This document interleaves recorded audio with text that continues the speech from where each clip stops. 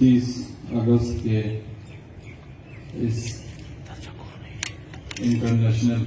Day of disappearance کی مناسبت سے انتہائی افسردہ تکلیف دہ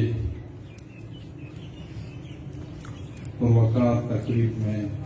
تشریف فرما ہمارے گم شدہ لاپتہ افراد کے لواحقین خصوصاً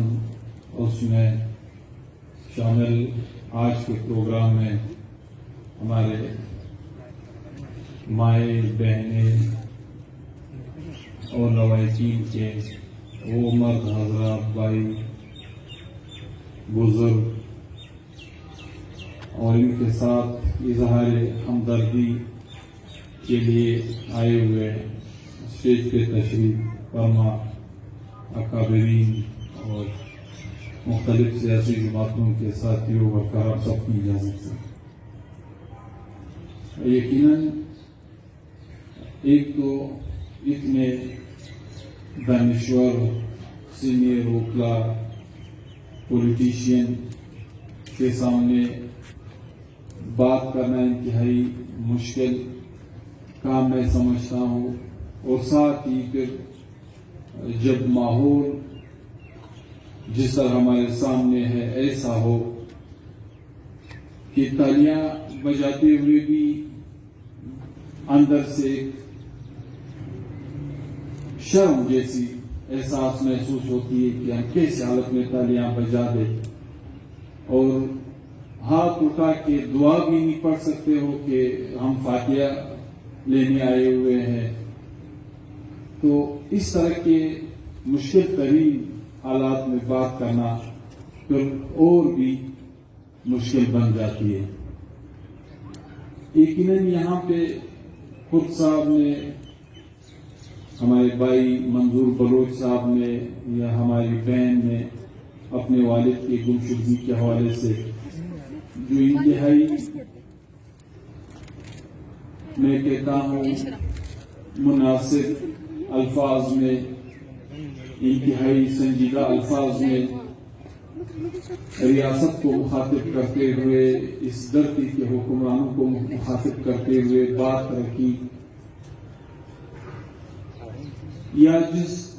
درد کو یہاں پہ بیان کیا گیا. میں خود ایک ایسا شخص ہوں کہ میں اس ملک میں اس وقت یا پچھلے 47 سے کہوں یا حال ہی میں پچھلے 2-3 عشروں میں جس حالت سے ہم گزر ہے اس پہ بات کروں. 3 ایسے واقعات ہیں جو عموماً انسان کو، فیملی کو، پارٹی کو ایک بہت بڑا دکھ دے بیٹھتا ہے. ان تینوں سے بحیثیت انسان، بحیثیت مجھے آپ اس فیملی کے ایک فرد یا لواحقین میں سے کوئی شخص سمجھے میں گزر چکا ہوں. یعنی یہاں پہ ہمارے انتہائی قداور لوگوں کو ٹارگٹ کیا گیا، جو بولتے تھے، جو آواز اٹھاتے تھے، جو دھرتی پہ اپنے حق کی بات کرتے تھے، جس کو ٹارگٹ کیا گیا. بہت قداور نام ہے ان میں سے کافی لوگوں کے. یعنی میں بھی ان فیملیز میں سے ہوں کہ میرے والد صاحب کو ٹارگٹ کیا گیا زمانے. پھر یہاں پہ اقوام کے، پولیٹیکل پارٹیز کے بیسک ہیومن رائٹس کے لیے آواز اٹھانے والے جلسوں پہ اسی طریقے سے یہاں پہ قرآن احتجاج اور مظاہروں کے ذریعے سے اپنے دھرتی پہ انصاف مانگنے کے لیے، امن مانگنے کے لیے آواز اٹھانے والے لوگوں کے جلسوں کو خودکش دھماکوں سے، بم دھماکوں سے اڑایا گیا. یعنی ان میں سے بھی میں ایک ہوں کہ میرے بھائی 8 اگست کے واقعے میں شہید ہوئے. پھر جس طرح یہاں پہ لاپتہ افراد کی بات ہو رہی ہے، جو آج خصوصاً اس ٹاپک کے لیے ایک پروگرام منعقد کیا گیا ہے. ہمارے سکا کزن اسد خان اشکزئی 6 مہینے سے لاپتہ تھے. تو ان تینوں مراحل کے درد کو ہم نے بڑے قریب سے دیکھا ہے. لیکن میں یہ کہوں کہ بھائی اور والد کے جس درد اور کرب سے ہم گزرے ہیں اس سے زیادہ شدت اسد خان کے شہادت پہ گمشدگی پہ اس میں موجود تھا. وہ اس لیے کہ اس کے لاپتہ ہونے کے بعد روز روز آپ کو کوئی نہ کوئی خبر ملتی تھی. کوئی آپ کو کہتا کہ پناہ ادارے کے پاس ہے، پھر آپ کو اس کے پیچھے بھاگنا پڑتا تھا. کوئی آپ کو کہتا تھا کہ شاید کوئی رقم مانگ رہا ہے، کوئی گروہ ہے یہاں پہ لوگوں نے یہ بھی پالے ہوئے ہیں، شاید آپ سے پیسے مانگ رہے ہوں گے، یہ نمبر ہے، یہ لوگ ہیں،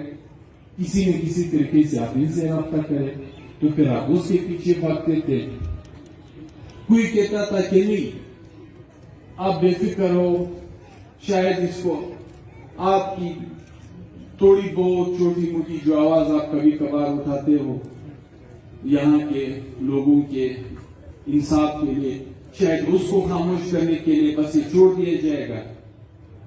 یعنی اسد خان شہید کے بچے، اس کی فیملی ہمیں اکثر و بیشتر یہ خاص کر اس کی شہادت کے بعد جب اس کی مسح شدہ لاش ہمیں ملی، ہمیں بعد میں بتایا کرتے تھے کہ اگر روڈ پہ گاڑی کا کوئی ارن بھی بچتا تو بچے گیٹ کی طرف بھاگ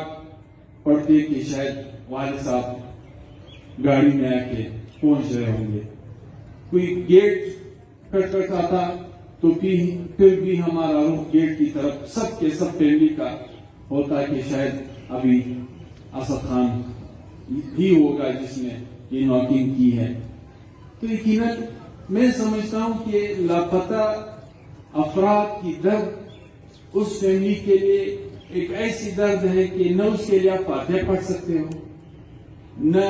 اس کے لیے آپ گریبان پڑھ سکتے ہو. ایک عجیب و غریب کیفیت ہوتی ہے.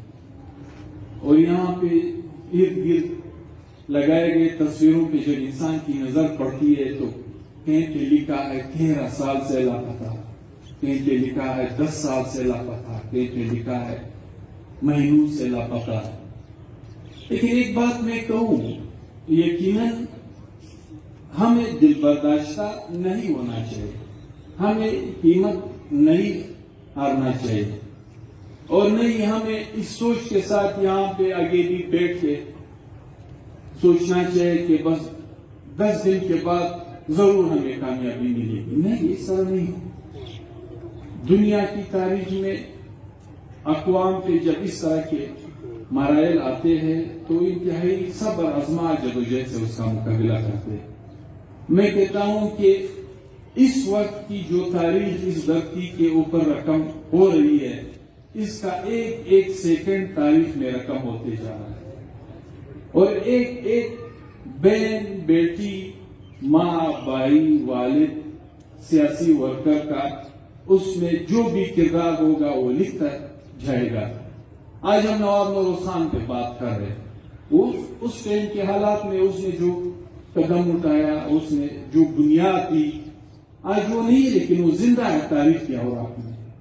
آج یہاں نواب خیر بخش مری پہ بات ہوئی، بادشاہ خان کی ذکر کرتے ہیں لوگ، خان عبدالولی خان کی ذکر کرتے ہیں، سردار عطا اللہ خان میگل کی ذکر کرتے ہیں. یہ ہمارے موجودہ حالات کے شہداء پہ بات ہوتی ہے. اگرچہ وہ ہم میں سے نہیں ہے لیکن تاریخ میں وہ ایک تاریخ رقم کر کے ہم سے رخصت لے چکے ہیں، اور رہتی دنیا تک اس تاریخ پہ بات ہوتی رہے گی، اور رہتی دنیا تک مظلوم و محکوم اقوام آج کے اس جدوجہد کو سامنے رکھ کر کے اپنے مستقبل کا عمل طے کرتے رہیں گے. تو ہمیں اس بات پہ پشیمان کبھی بھی نہیں ہونا چاہیے. اور پھر میں کہتا ہوں کہ اس دھرتی کے وہ غیور، بلوچ، پشتون اقوام جس نے صدیوں اس خطے پہ حکمرانی کی ہے، جن کی اپنے ریاستیں تھی، جن کی بائی بندی، جن کی دوستی، جن کی اتحاد و اتفاق کی بدولت ہم صرف اس خطے پہ نہیں، ہند سے لے کر تیران تک ہمارے باپ کی بادشاہ ہوا کرتی تھی. تاریخ نے یقیناً پلٹا کرایا ہے، اس میں کوئی شک نہیں ہے. اس میں بہت سارے عوامل ہوں گے، بہت ساری چیزیں ہوں گی، لیکن شاید اس میں ہماری بھی کمزوریاں ہوں، اس میں ہماری بھی بے اتفاقی ہوگی، اس میں ہماری بھی اپنے اندر کی کچھ کمزوریاں ہوں گی، جس کی وجہ سے تاریخ نے آج ہمیں اس نیچ پہ کھڑا کر دیا ہے۔ یہ بات میں اپنے بہنوں، اپنے بھائیوں سے کہوں، یہ جو اس دھرتی پہ خصوصاً بلوچ پشتون پہ جو ایک ظلم و جبر مسلط ہے،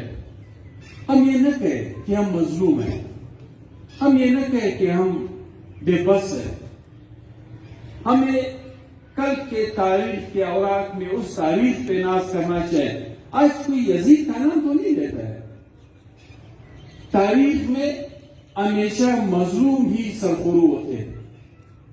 اس دھرتی پہ ظلم جمائے وہ ہزاروں میل سے دور آ کے انگریز کا تو آج اس دھرتی پہ کوئی نام نہیں لیتا ہے۔ یہی میں کہتا ہوں، سرخرو ہم ہوں گے، ضرور ہوں گے، یہ رات بے شک لمبی ہو جائے گی، لیکن اس کے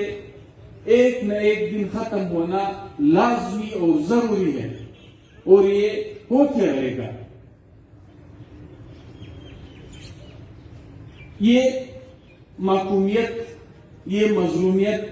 جن سے ہم دونوں دوچار ہے، بلوچ پشتون اقوام، طریقہ کار سے مختلف ہے۔ ایک بلوچ کو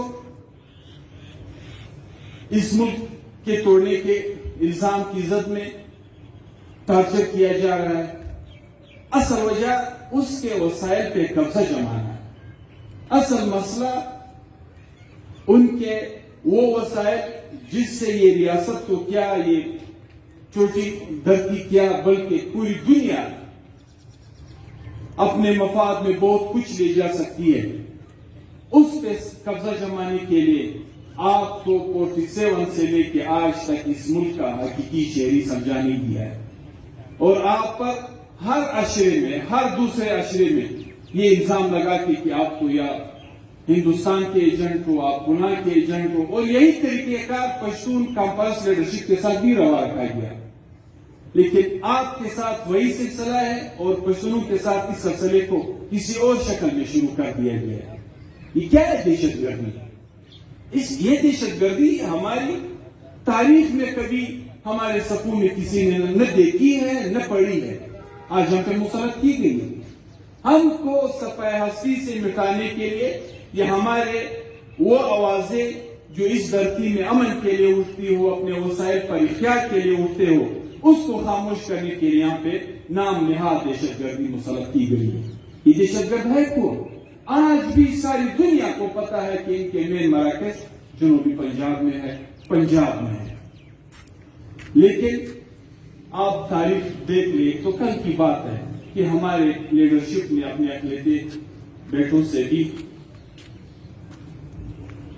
اس کو ختم کیا گیا۔ ہمارے یہاں تک کہ ولی خان کے بیٹی پہ بھی فائرنگ ہوئی ڈاکٹر گلابی کی۔ یہ دوسرے درمیان میں خودکش حملے، جنازے اٹھانا، یہ تو ایک معمول سا بن گیا تھا، اور اس وقت تک بھی یہ سارے سلسلے چل رہے۔ نہ اس دہشت گردی سے تاریخ کے اوراق میں کبھی پشتون کا تعلق رہا ہے، نہ تاریخ میں کبھی پشتون دہشت گرد رہا ہے۔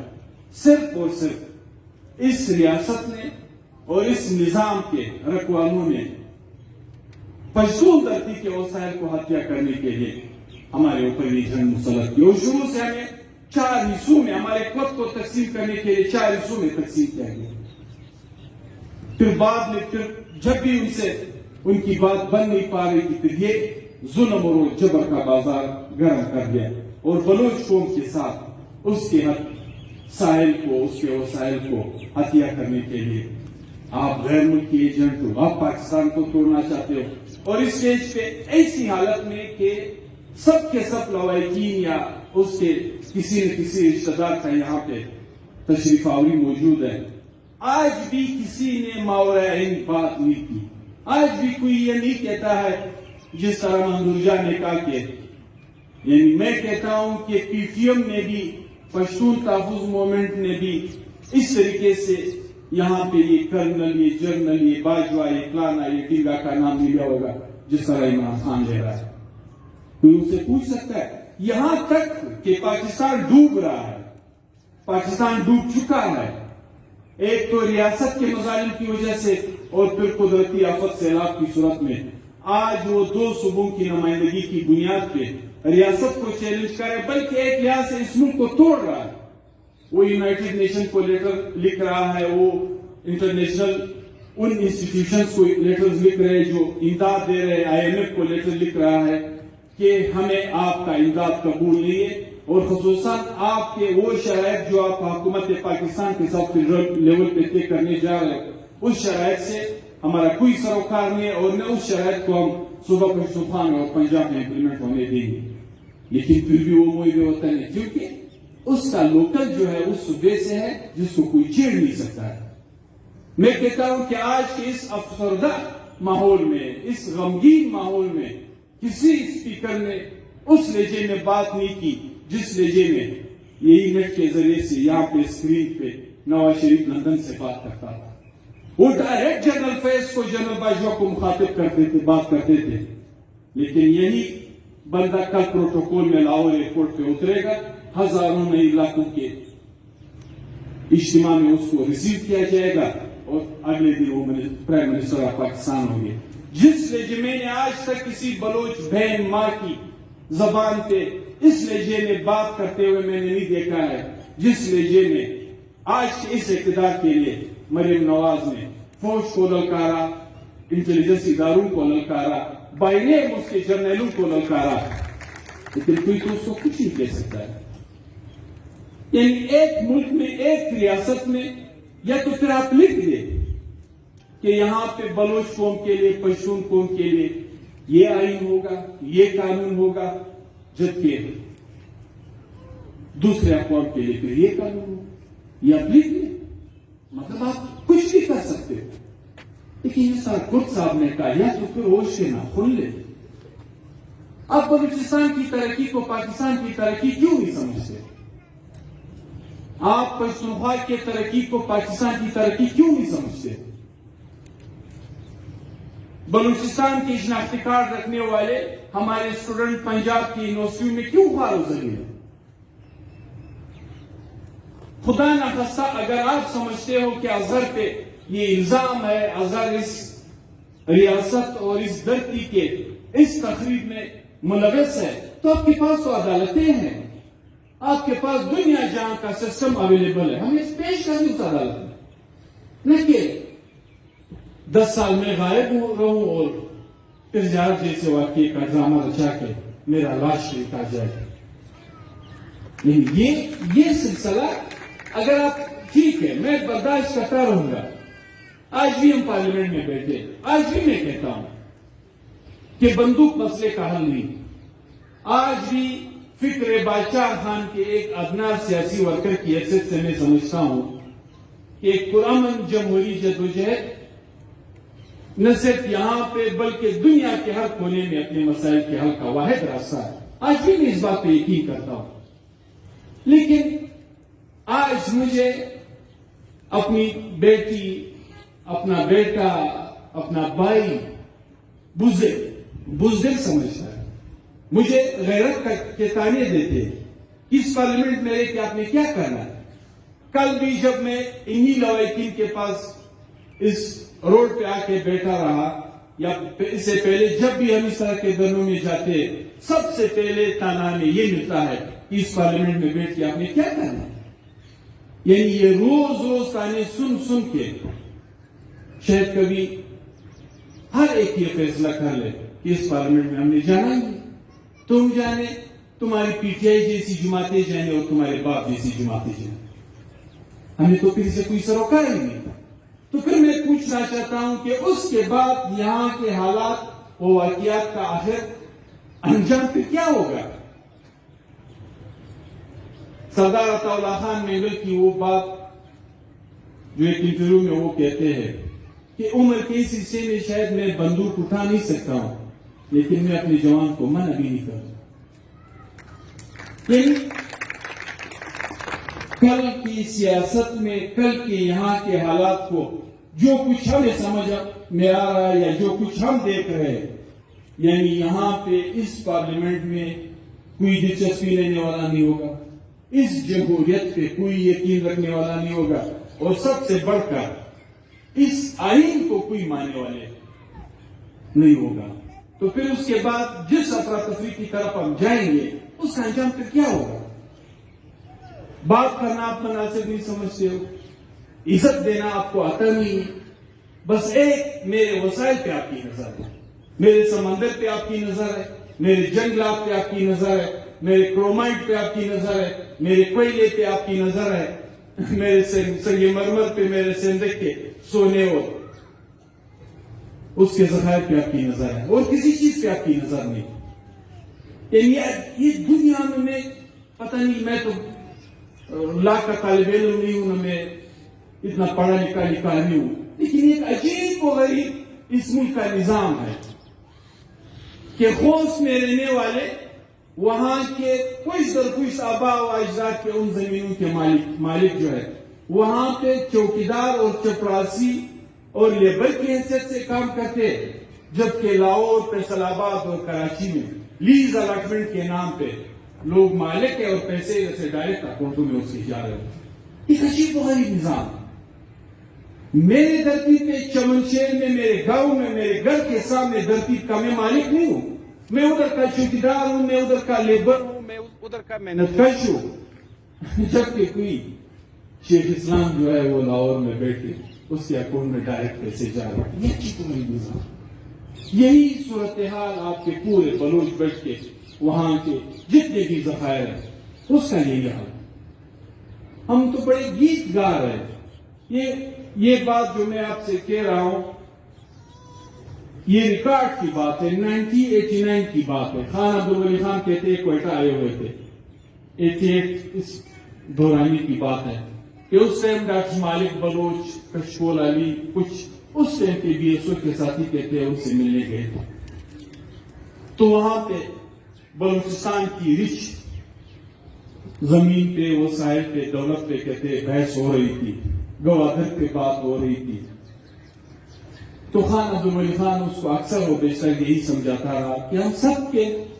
مسائل کا واحد حل وہی نیب کی پلیٹ فارم ہے، ہم سب کے مسائل کا واحد حل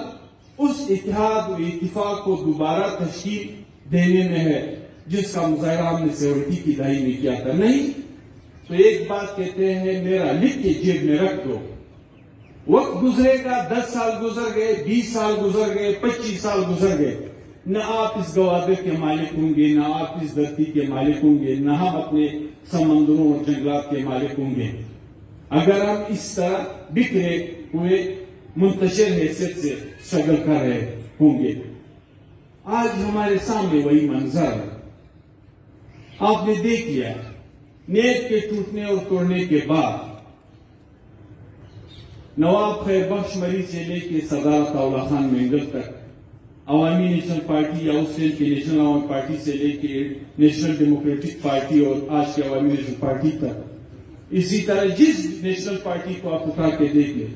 کوئی بھی خاندان جو سخیل کا کردار ادا کر رہا تھا اس کی کیا پوزیشن رہ گئی اور ان دونوں اقوام کی کیا پوزیشن رہ گئی، اور آج ہمارے حکمران گیت گا رہے کہ ہم نے گوادر پہ بڑا تاریخی معاہدہ کیا ہے، سینڈک پہ، یعنی قرضے بھی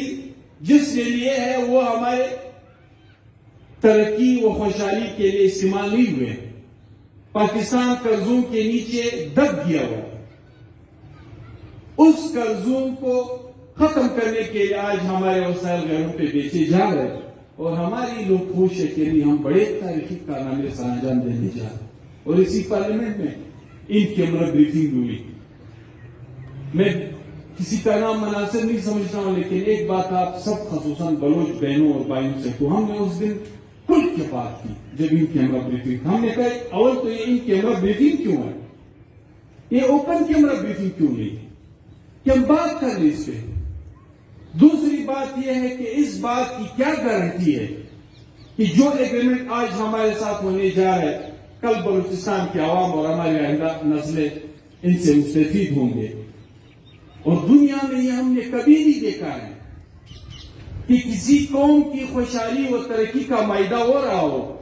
جبکہ اس قوم کا فرق تو دور کی بات، اس کے پارلیمنٹیرین کو بھی ان کیمرہ بریفنگ دی جا رہی ہو، پھر تو اوپن آنا چاہیے، ساری دنیا کو اس میں انوالو کرنا چاہیے،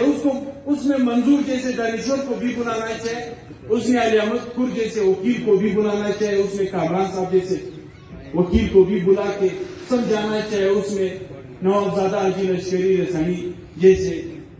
ہر لحاظ سے قبائلی سیاسی شخصیت کے مالک کردار کو بھی سامنے بتانا چاہیے، اس میں ملک عبدالولی کاکڑ جیسے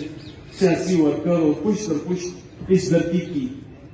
ترقی و خوشحالی کے لیے قربانی دینے والے کردار کو بھی بتانا چاہیے۔ اس میں پھر ایک کیمرہ بریفنگ کیوں ہے؟ دکان آپ کھول رہے ہو جبکہ سودا جو ہے وہ چور دروازے سے دینے کی کوشش کر رہے ہو، دکان کھول رہے ہو، یہ تاریخ میں کبھی ہم نے نہیں دیکھا ہے کہ ہم ایک بہت بڑا دکان کھولنے جا رہے ہیں لیکن دکان کے مین دروازے ہم نے بند رکھے ہوئے اور کسی کو کہتے ہیں کہ سائڈ سے ایک سوراخ ہم نے دکان کو دی ہوئی ہے، آپ نے سودا اس سوراخ سے پھر لینا ہوگا۔ یہ سارے کھیل اور ڈرامے ہمارے ساتھ ہو رہے ہیں، لیکن پھر بھی میں کہتا ہوں، میں سلام پیش کرتا ہوں اپنی بہنوں کو، یہاں پہ لاپتہ افراد کے لواحقین کو، کتنے پرامن طریقے سے، اور ظلم کی بات ہے۔ مجھے تو خصوصاً ایک پارلیمنٹیرین کی عزت سے کل کے نشست میں جو ہمیں بتائے گئے کچھ ضروریات زندگی سے متعلق چیزیں، مجھے تو شرم آ رہی ہے کہ یہاں پہ ساتھ کے انسانی ضرورت کے چیزوں کو بھی بند کر رکھا ہوا ہے۔ ایک بوڑھی ماں، ایک جوان بہن، اس کے بچے اپنی ضرورت پورا کرنے کے یہاں سے 1 کلومیٹر آگے جا کے جاتے اور آتے واپس اس کے لیے، کتنی شرم کی بات ہے۔ لیکن ایک بات، جس درد کو ہم بھی سینے میں سمیٹے ہوئے گھومتے پھرتے ہیں اس وطن میں، اس دھرتی پہ، اس کو سامنے رکھ کے آپ سے وعدہ کرتے ہیں کہ انشاءاللہ جب بھی جہاں پہ بھی اس دھرتی کے مظلوم و محکوم اقوام کے لیے ہمارے کھاتے میں کوئی آواز اٹھتے ہوئے محسوس کی گئی، ہمارا آپ سے وعدہ ہے کہ آواز ہم آپ کے لیے، اس دھرتی کے لیے، یہاں کے محکوم و مظلوم اقوام کے لیے ہر چیز کی پرواہ کیے بغیر انشاءاللہ اٹھاتے رہے، کیونکہ درد ہم نے خود دیکھا ہے۔ میں نے آپ کو کہا کہ تینوں کیٹیگریز میں ہم نے دیکھا ہے، ٹارگٹ کلنگ سے لے کے بم دھماکے اور خودکش دھماکے کی صورت میں، لاپتہ افراد سے گمشدگی سے لے کے پھر مسخ شدہ لاش کی صورت میں، ان تمام مراحل سے ہم خود پرسنلی پریکٹیکلی گزرنے والے فیملیز میں سے ہیں اور لواحقین میں سے ہیں۔ تو یقیناً حاجی صاحب بھی بات کریں گے، میں آپ کی اس جدوجہد کو سلام پیش کرتا ہوں۔ ہمت اور حوصلہ ہمارے ہاتھ میں ہونا چاہیے۔ یقیناً یہ رات لمبی ہو چکی ہے، شاید مزید بھی لمبی ہو جائے، لیکن ایک نہ ایک دن انشاءاللہ یہاں پہ سورج طلوع ہوتے ہوئے ہم دیکھیں گے۔ یہ میرا ایمان ہے، کیونکہ ظلم دیر تک نہیں چل سکتا ہے، اور اس وقت ظلم کی